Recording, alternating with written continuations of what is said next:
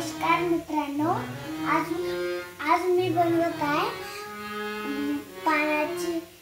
मिठाच्या पाण्याची रेसिपी।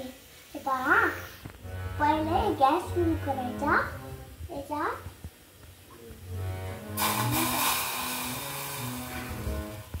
आता मी पाणी टाकलो। आता आम्ही थोडंसं मीठ टाकणार आहे, पाव चमचा मीठ।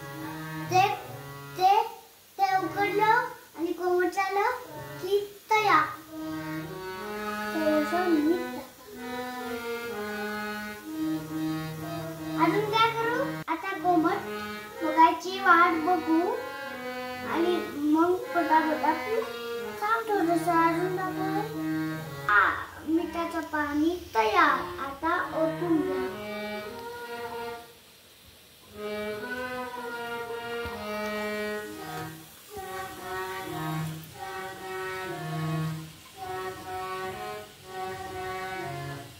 आता प्यायला तयार।